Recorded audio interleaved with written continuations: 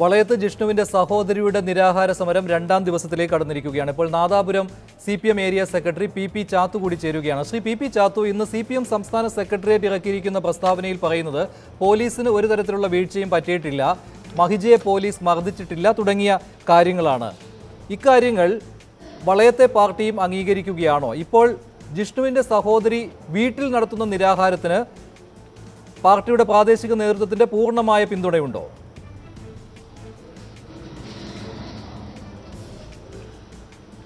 CPIMന്റെ സംസ്ഥാന സെക്രട്ടേറിയറ്റ് ഇറക്കിയിട്ടുള്ള പ്രസ്താവന വളയത്തെ പാർട്ടി അംഗീകരിക്കുന്നുണ്ടോ എന്ന ചോദ്യത്തിന് തന്നെ പ്രസക്തിയില്ല. കാരണം വളയം എന്ന് പറഞ്ഞ പ്രദേശം, നാദാപുരം എന്ന് പറയുന്ന പ്രദേശം കേരളത്തിലാണ്. കേരള സംസ്ഥാനത്തെ പാർട്ടിയുടെ ഉന്നതമായ നേതൃത്വം ഇറക്കുന്ന പ്രസ്താവന അംഗീകരിക്കാൻ കേരളത്തിലെ പാർട്ടി മുഴുവൻ ബാധ്യസ്ഥരാണ്. ആ പ്രസ്താവനയിലെ അഭിപ്രായ വ്യത്യാസങ്ങളോ അല്ലെങ്കിൽ എന്തെങ്കിലും കാര്യങ്ങളോ ഉണ്ടെങ്കിൽ അത് ചാനലുകളിലൂടെ തന്നെ ചർച്ച ചെയ്യണം എന്നുള്ള ഒരു നിർബന്ധ ബുദ്ധി നിങ്ങൾ പ്രകടിപ്പിക്കുന്നത് ശരിയല്ല. ഇവിടെ പ്രശ്നം CPMന്റെ സംസ്ഥാന സെക്രട്ടേറിയറ്റ് ഇറക്കിയിട്ടുള്ള പ്രസ്താവന ഇന്നത്തെ ഈ സമരവുമായി ബന്ധപ്പെട്ട വിഷയങ്ങളും ഈ പ്രശ്നം ആരംഭിച്ചത് മുതൽക്ക് ഇന്നേ വരെ ഉണ്ടായിക്കൊണ്ടിരിക്കുന്ന വിഷയങ്ങളെല്ലാം തന്നെ വിശകലനം ചെയ്തുകൊണ്ട് ഇറക്കിയിട്ട പ്രസ്താവനയാണ്. ഇവിടെ ജനുവരി 6-ാം തീയതിയാണ് ജിഷ്ണു പ്രണോയ് മരണപ്പെടുന്നത്.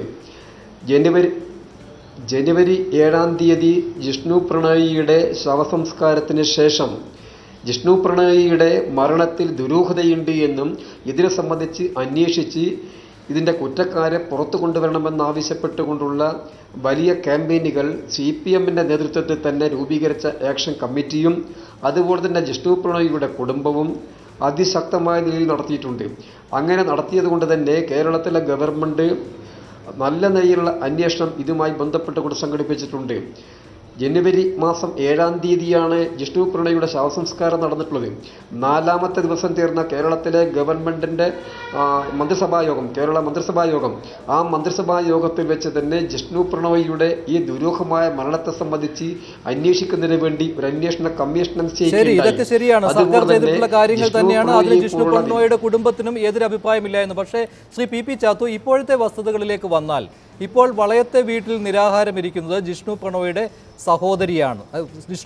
സഹോദരിയാണ്. അമ്മയാകട്ടെ തിരുവനന്തപുരം മെഡിക്കൽ കോളേജ് ആശുപത്രിയിൽ നിരാഹാര സമരത്തിലുമാണ്. ജിഷ്ണു പ്രണോയിയുടെ സഹോദരി പറഞ്ഞത് ഇപ്പോൾ P കൃഷ്ണദാസിനെ എന്നതുപോലെ തന്നെ ഞങ്ങൾ കേരള പോലീസിനെയും പേടിക്കുന്നു എന്നാണ്. സഹോദരിയുടെ ഈ നിലപാടിനെ അംഗീകരിക്കുന്നുണ്ടോ? ജിഷ്ണു പ്രണോയിയുടെ സഹോദരിയുടെ വൈകാരികമായ അവസ്ഥയിൽ നിന്നുകൊണ്ടുള്ള ആ പ്രതികരണത്തെ സംബന്ധിച്ച് നിങ്ങളെടുത്ത് അതിൻ്റെ മുകളിൽ ഒരു ചർച്ച സംഘടിപ്പിക്കുന്നത് ഇന്നത്തെ സന്ദർഭത്തിൽ ശരിയായ ഒരു നിലപാടായിരിക്കുകയില്ല.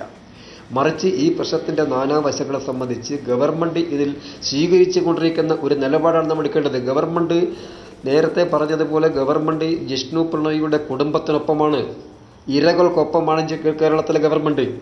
എന്നാൽ ആ ഇരകൾ നടത്തിക്കൊണ്ടിരിക്കുന്ന ജിഷ്ണു പ്രണോയിയുടെ സഹോദരിയും അമ്മയും അതുപോലെ തന്നെ അച്ഛനും കുടുംബാംഗങ്ങൾ നടത്തിക്കൊണ്ടിരിക്കുന്ന സമരത്തിൻ്റെ മുദ്രാവാക്യത്തോട് ഒരു വ്യത്യസ്തമായ അഭിപ്രായവും CPIMനില്ല, ഗവൺമെൻറ്റിനില്ല. ആ സമരത്തിൽ ഉന്നയിക്കുന്ന മുദ്രാവാക്യം ന്യായമാണ്. അതുകൊണ്ട് ആ സമരത്തെ സംബന്ധിച്ചോ ആ സമരത്തിൽ ഉന്നയിക്കുന്ന മുദ്രാവാക്യത്തെ സംബന്ധിച്ചോ ഒരഭിപ്രായ വ്യത്യാസവുമില്ല. ജിഷ്ണു പ്രണോയിയുടെ കുടുംബത്തിന് വ്യക്തമായും അറിയാം കേരളത്തിൽ LDFന്റെ നേതൃത്വത്തിലുള്ള ഒരു ഗവൺമെൻറ് ഭരിക്കുന്നത് കൊണ്ടാണ് ഈ കേസിനെ സംബന്ധിച്ച് അന്വേഷിക്കാനും കൃഷ്ണദാസിനെ പോലുള്ള ഉന്നതന്മാരെ കേസിൽ പ്രതിപ്പട്ടികയിൽ ചേർത്ത് കോടതി മുമ്പാകെ കൊണ്ടുവരാനും ഈ കേസിന് ഒരു തുമ്പുണ്ടാക്കാനും വേണ്ടി കഴിഞ്ഞത് കേരളത്തിലെ താങ്കൾ ഇന്ന് ജിഷ്ണു പ്രണോയിയുടെ സഹോദരിയുടെ നിരാഹാര സമരത്തിന് ഐക്യദാർഢ്യം പ്രഖ്യാപിക്കുന്നതിന് വേണ്ടി വളയത്ത് പോയ ആളാണല്ലോ. അവിടെ CPMന്റെ പ്രാദേശിക നേതൃത്വത്തിന്റെ ഒരു നിലപാട് എങ്ങനെയാണ്? ഇപ്പോൾ CPM സംസ്ഥാന സെക്രട്ടേറിയറ്റ് ഇറക്കിയിരിക്കുന്ന ഈ പ്രസ്താവന, മഹിജയ്ക്ക് മർദ്ദനമേറ്റിട്ടില്ല എന്ന പ്രസ്താവന പരസ്യമായി തള്ളിപ്പറയാൻ എന്തായാലും പ്രാദേശിക നേതൃത്വത്തിന് കഴിയുകയില്ല. അവരുടെ പരാധീനതയും അവരുടെ ദയനീയ അവസ്ഥയും നമുക്കറിയാവുന്ന കാര്യമാണ്. പക്ഷേ മനസ്സുകൊണ്ട് അവർ ഈ പ്രസ്താവനയ്ക്ക് എതിരാണെന്നുള്ള തോന്നൽ അവിടെയില്ലേ?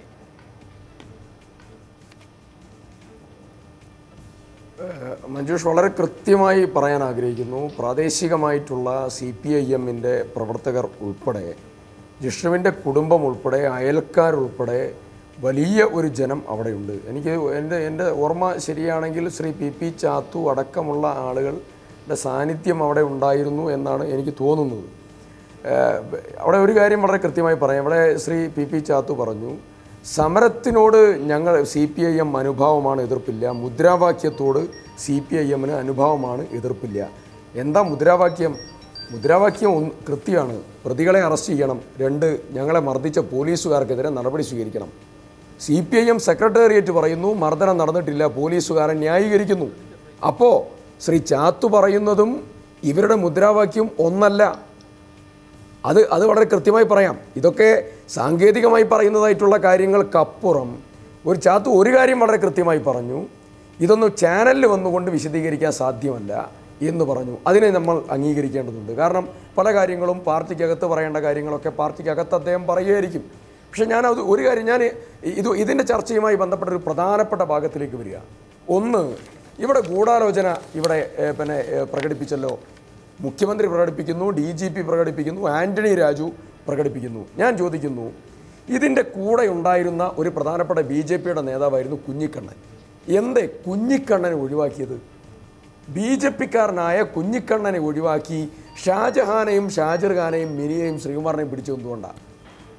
ഒന്ന് വിശദീകരിച്ചാൽ കൊള്ളാം. BJPക്കാരനെ ഒഴിവാക്കി മറ്റുള്ളവരെ ഉൾപ്പെടുത്താനുള്ള പ്രധാനപ്പെട്ട കാരണം എന്താ? കാരണം ഒന്നേ ഉള്ളൂ, ഷാജഹാൻ ലാവലിൻ കേസുമായി ബന്ധപ്പെട്ടുകൊണ്ട് പിണറായിക്കെതിരെ എടുത്ത സ്റ്റാൻഡ്. രണ്ടാമത്തെ ഒരു പ്രധാനപ്പെട്ട കാര്യം ചോദിക്കുന്നു. ഇമൽ ഭായിയുടെ തോക്ക് സ്വാമിയെ ഗൂഢാലോചനയുമായി ബന്ധപ്പെടുത്തുകയാണ്. തോക്ക് സ്വാമിക്ക് അന്ന് DGP കാണാനുള്ളതായിരിക്കുന്ന സമയം കൊടുത്തു എന്നാണ് എൻ്റെ ഒരു അന്വേഷണത്തിൽ എനിക്ക് മനസ്സിലായിട്ടുള്ള പ്രധാനപ്പെട്ട കാര്യം. അദ്ദേഹം കുറേ ദിവസമായി ജയിലിലായിരുന്നു. ജയിലിൽ നിന്ന് മോചിപ്പിക്കപ്പെട്ടതായിരിക്കുന്ന തോക്ക് സ്വാമിക്ക് അന്നേ ദിവസം രാവിലെ തന്നെ DGPയെ കാണാനുള്ളതായിരിക്കുന്ന പെർമിഷൻ കൊടുത്തു. മഹിജ എന്ന് പറയുന്ന ആദ്യമായിട്ടാണ് ഇങ്ങനെ ഒരു വാചകം കേൾക്കുന്നത്. എന്തായാലും തോക്കുസ്വാമി എന്തായാലും ആ സമരത്തിൽ പങ്കെടുത്തതിനും ഒരു തെളിവുമില്ല. അദ്ദേഹത്തെ വെറുതെ നിന്ന് അദ്ദേഹത്തെ ഒരു ക്രിമിനൽ പശ്ചാത്തലം ഉണ്ട് എന്ന കാര്യം ശരിയാണ്. പക്ഷേ സമരസ്ഥലത്തുണ്ടായിരുന്ന എല്ലാവരെയും പിടിച്ചുകൊണ്ട് പോവുകയാണോ ശ്രീ ആന്റണി രാജു? സമരം കാണാൻ വന്നവരുമുണ്ട്. ശ്രീമതി എൽ തങ്കമ്മ, ഇനി ഒരു റിപ്പോർട്ട് വരാനുണ്ട്, IG-യുടെ റിപ്പോർട്ട് വരാനുണ്ട്. ഞാൻ വരാം, സമയമില്ല, അതുകൊണ്ടാണ്. IG-യുടെ റിപ്പോർട്ട് വരാനുണ്ട്. IG റിപ്പോർട്ടിന് വേണ്ടി കാത്തിരിക്കുന്നത് ഷാജഹാൻ ഉൾപ്പെടെയുള്ളവരെ കസ്റ്റഡിയിൽ കിട്ടുന്നതിന് വേണ്ടിയാണ്. ഈ ബാഹ്യ ഇടപെടൽ തെളിയിക്കുന്നതിന് വേണ്ടി എന്ത് സമ്മർദ്ദവും ചെലുത്തുവാൻ കേരള പോലീസ് തയ്യാറായിരിക്കുന്നു എന്ന സംശയമല്ലേ ഉള്ളത്? അങ്ങനെയെങ്കിൽ ഏത് ചാർജും ഷാജഹാന്റെയും കൂട്ടരുടെയും തലയിൽ കെട്ടിവെക്കുവാൻ ഒരുങ്ങുകയല്ലേ കേരള പോലീസ്? ഒരു സംശയം വേണ്ട. ലാവ്ലിൻ കേസിൽ ശ്രീ ഷാജഹാൻ എടുത്തിരിക്കുന്ന നിലപാട് പറഞ്ഞോളൂ ശ്രീമതി എൽ തങ്കമ്മ. അത് മാത്രമാണ് ലാവ്ലിൻ കേസിൽ അവനെടുത്ത നിലപാടും അതിനുവേണ്ടി നടത്തിയ പ്രവർത്തനങ്ങളും ആണ്. അത് മാത്രമല്ല, അതാണ് ഏറ്റവും പ്രധാനമായിട്ടുള്ള വിരോധത്തിന് കാരണം. അതിനുള്ള വിരോധം തീർക്കുക എന്നുള്ളത്, അവനോട് പ്രതികാരം ചെയ്യുക എന്നുള്ളതാണ് ഉദ്ദേശം. അത് ഏത് നിമിഷവും ഏത് വിധത്തിലും ബുദ്ധിമുട്ട് അതിന് പ്രശ്നം ഉണ്ടാക്കാവുന്ന. അല്ല, പിന്നെ അങ്ങനെയാണെങ്കിൽ പിന്നെ ഈ ഷാജിർ ഖാനെയും മറ്റേ 3 പേരെ അറസ്റ്റ് ചെയ്ത് എന്താ ലാവ്ലിനുമായിട്ട് ബന്ധമുള്ളവരല്ലല്ലോ അവര്? അപ്പോൾ ആ സമരസ്ഥലത്തുണ്ടായിരുന്ന സമരത്തിൽ പങ്കാളികളാകാൻ വന്നവരെന്നുള്ള നിലയ്ക്ക് ഇതിന്റെ ഗൂഢാലോചന ഉണ്ടെന്നുള്ളൊരു ധാരണയിൽ ഗൂഢാലോചന ഉണ്ടെന്ന് അന്വേഷിക്കുന്നതിൽ ഞാൻ BJPയുടെ